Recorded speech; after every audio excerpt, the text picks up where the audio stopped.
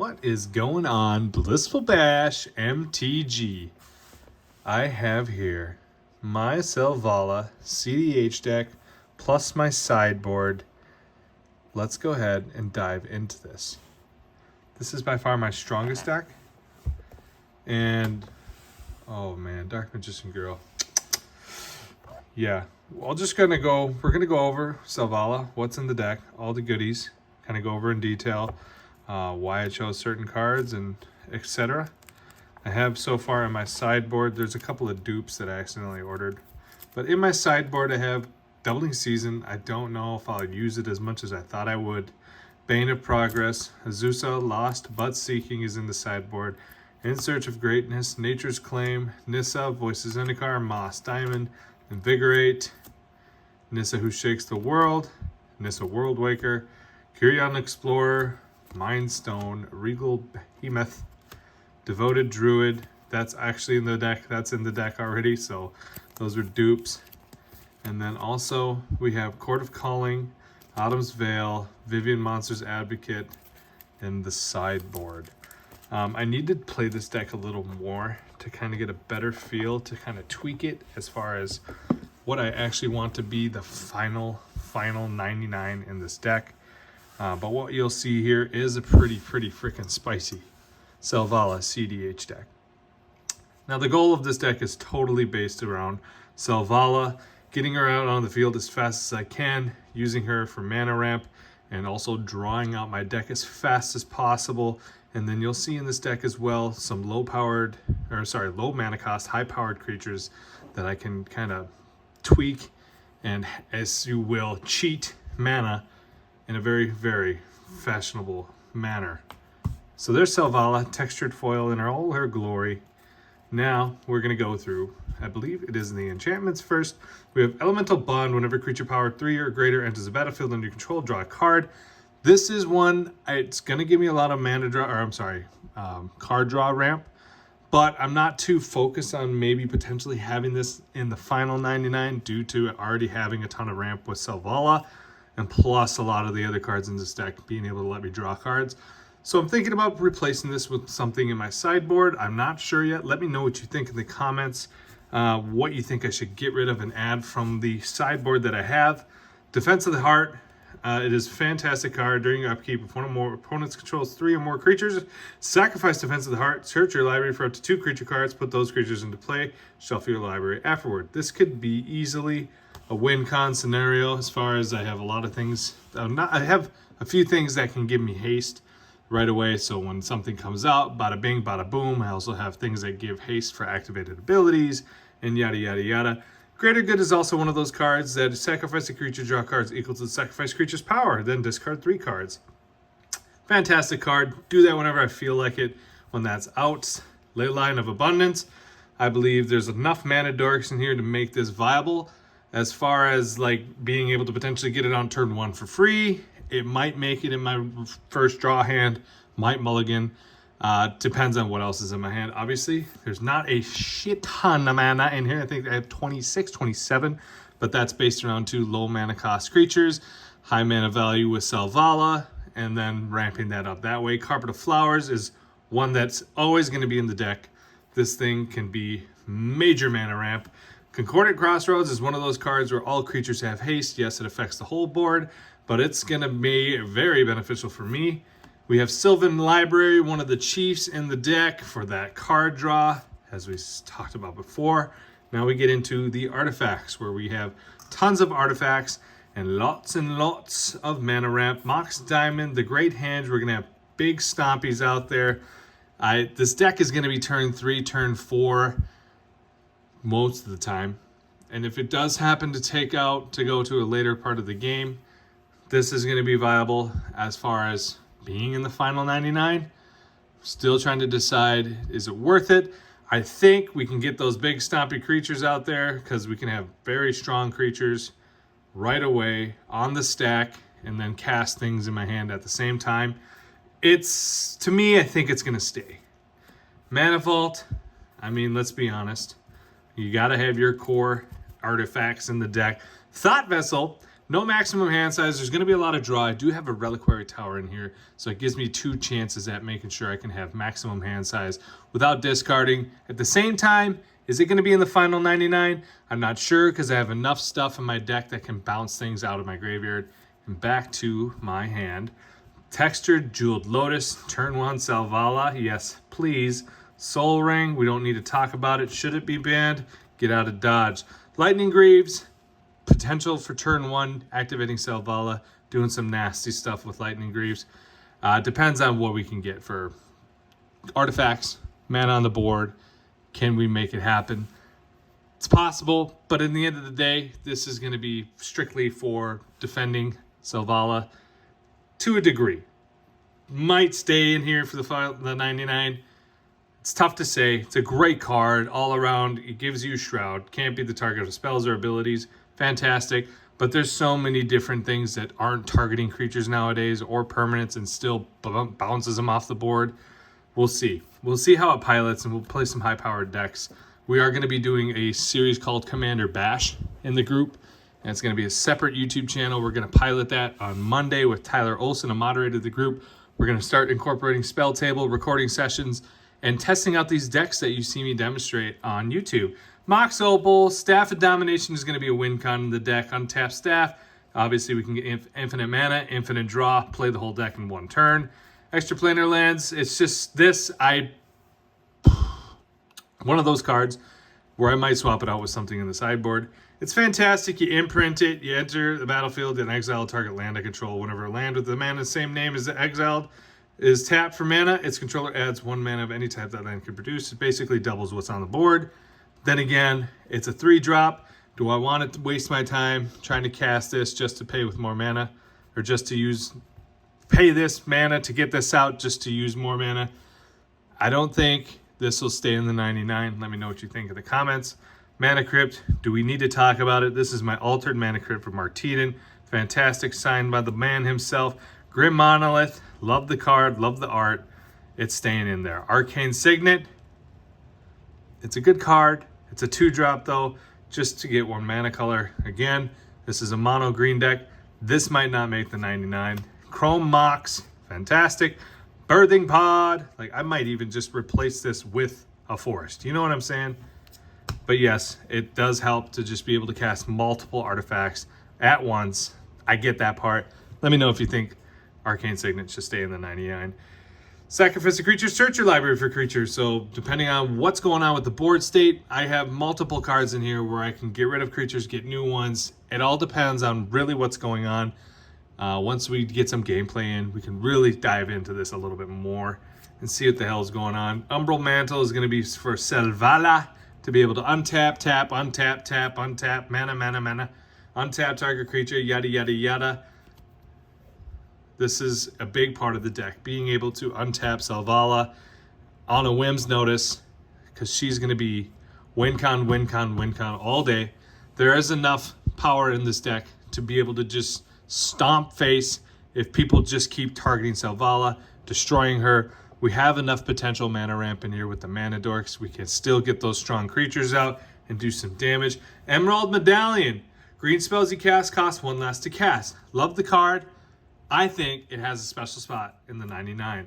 This is a more expensive artifact equipment. Pay 4, pay 3 to equip, pay 3 to untap equipped creature. I don't really care about these two. I'm literally looking for the untap equipped creature. This would be for Selvala.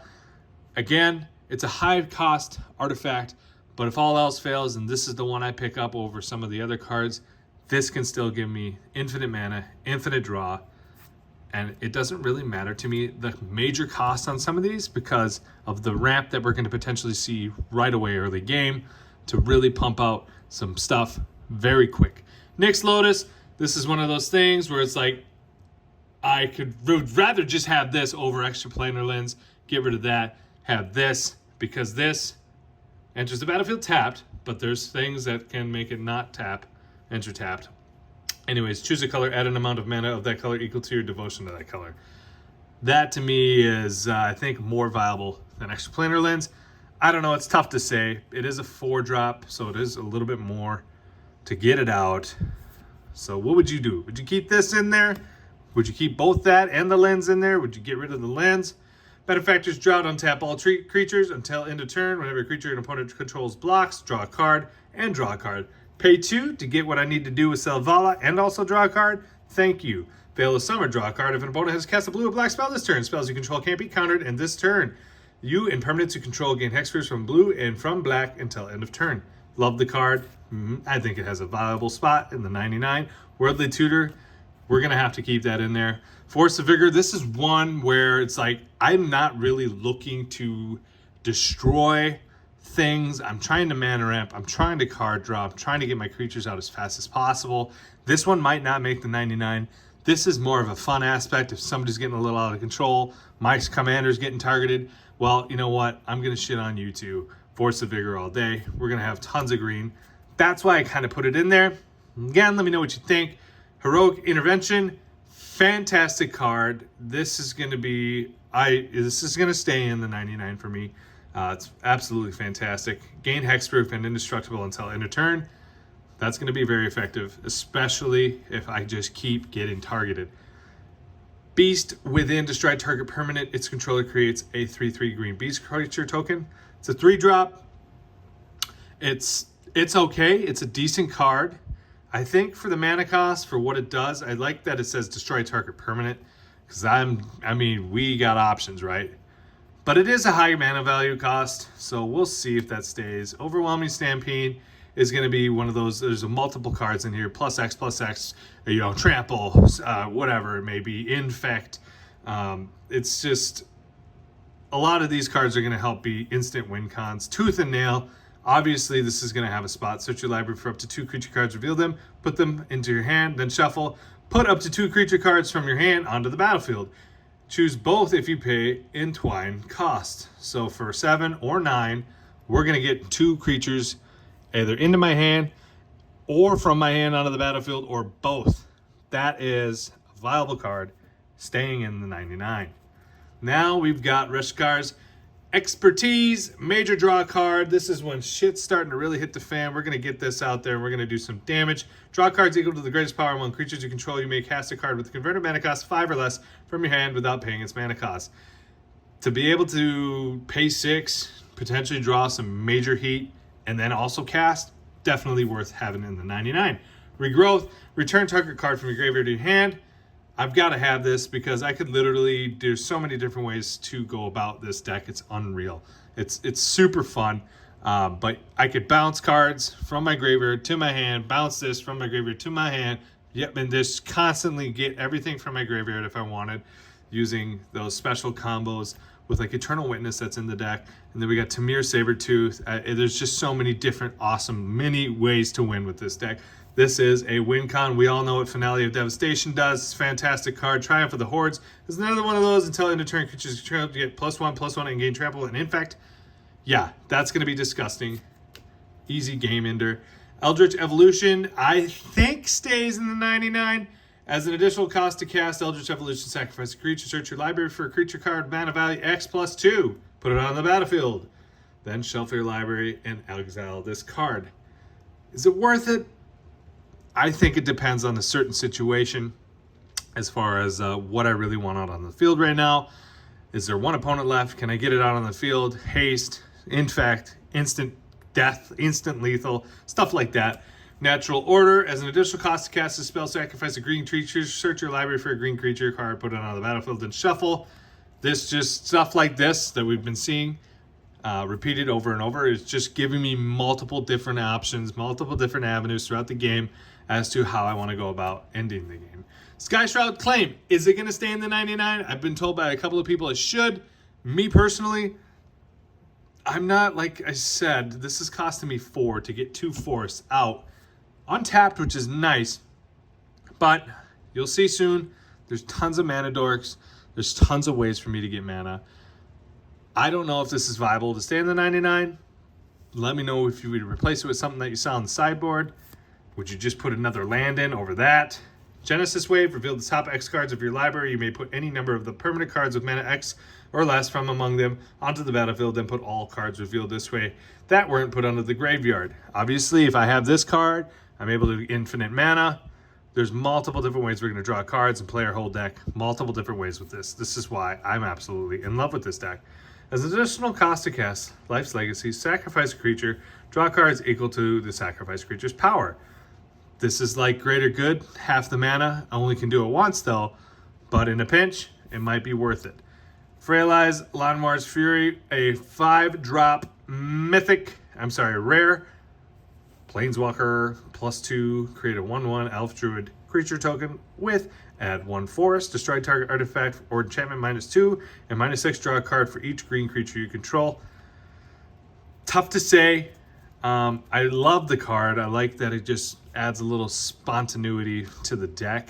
And as far as it being a 5-drop, yes, I'll get that 1/1 right away to get more mana. It's tough to say. I like it. Let me know what you think. Impervious Great Worm, big stompy boy. Apex Devastator. Let's go ahead and cascade a bunch of stuff out.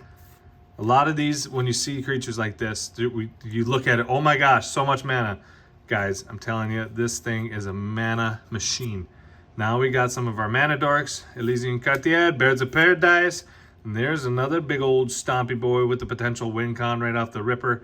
Blightsteel Colossus, Curion Ranger. Return a forest you control to its owner's hand. Untap target creature. Activate only once a turn. Not bad. Elvish Mystic.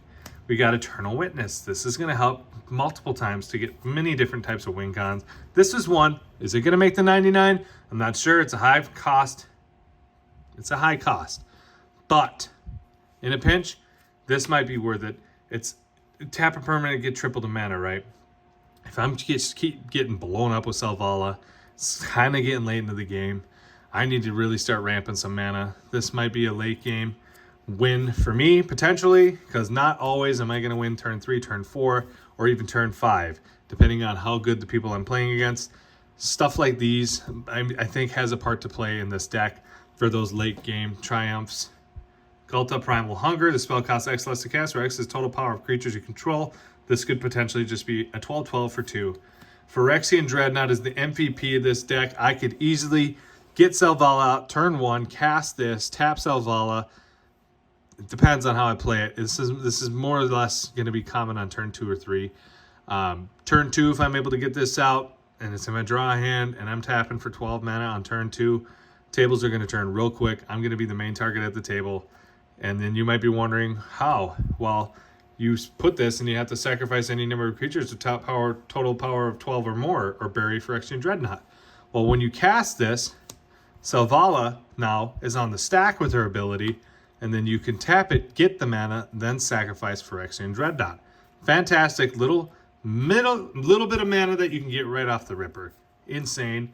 This, again, other tapped creatures you control have Death Touch, other untapped creatures you control have Hexproof, and then pay 1 and tap another target creature or land you control. This might not stay in the 99, but it does give me that ability once again to untap. More than likely, going to be Selvala. Lupin, another one of those early low-cost mana for a lot of mana. Kogla Titan, bounce it, bounce it, bounce it, bounce it, fight, fight, fight, fight, fight. Lots of stuff with Kogla that can really help out in a pinch. And this could also be a win con in a way.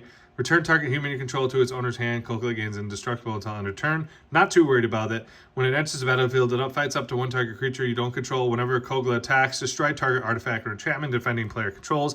I can really pretty much destroy a whole board. If I can't for some reason win, but I have infinite mana and I can just keep bouncing this stuff to my hand, we're going to really do some damage to the board. Boreal Druid, another mana dorky. Allosaurus Shepherd, I don't know. I love it. I think it's cool. I think it has a spot in the deck. It can't be countered. Green spells you control can't be countered. And then until end of turn, each elf you control, I'm not too worried about using that ability. I like its first 2. Craterhoof, no words need to be said for Craterhoof. Win con. Relic Golem again, 3 for 6/6 for Selvala. Not too worried about if it can attack or block. I don't care. Another mana dork. Wirewood Symbiote, again, return an elf, untap target creature. Priest of Titiana, add 1 to your mana pool for each elf on the battlefield for a 2-drop. And there's over 6-7 elves in the deck, plus we can create more with the Planeswalker. It has a spot. Plus our commander's an elf. And then Scribe Ranger, flying protection from blue, return a forest you control to its owner's hand, untap target creature. Activate this ability only once Return. Not a bad freaking card. Hyrix Tower Scout, when it enters the battlefield, untap target creature. Tamir Sabertooth. This is win con scenario. You may pay 2. You don't have to tap this, so you can do this multiple times. Unlimited. There's going to be many situations where we're going to have unlimited mana draw. And it's just going to be disgusting. Creature spells can't be countered. Pathbreaker Ibex, another win con. Whenever Pathbreaker attacks, creatures you control gain a trample and +X until end of turn where X is greatest power among creatures you control. And then we get into some of our lands. Ancient Tomb, Reliquary Tower, Command Tower, Gaia's Cradle, and then our basic lands. And again, we'll go over the amount of land that I have. Let me know what you think about that. So we got 1, 2, 3, 4, 5, 6, 7, 8, 9, 10, 11, 12, 13, 14, 15, 16, 17, 18, 19, 20, 21, 22, 23, 24, 25, 26, 27. I think that is a perfect amount of mana for something like this kind of deck. A lot of the decks that I actually saw were around 25 to 27. So when it come to like getting an idea how I wanted to go about putting everything together, I looked at about 12 to 13 different Selvala CEDh decks, and there was a wide variety of ways to build this deck. So I kind of mixed a few ideas together and put this together, and I don't think there's a deck out there that looks exactly like this. So it's going to be interesting to pilot and play it more and more, and then also be able to play it online and post that to YouTube so you guys can see how these decks work in action. There you have it. There's my Selvala. Let me know what you guys think of this deck. Let me know if you think this is just going to be a monster powerhouse of a deck. Let me know what you would take out and put in and replace. Thanks for tuning in, guys. Smash that like button if you enjoyed. Subscribe if you haven't already. Be sure to check out the socials down below. We got tons of links, tons of affiliate stuff, the Facebook, the Patreon, all that goods. Thanks for tuning in. See you guys later. Talk to you soon.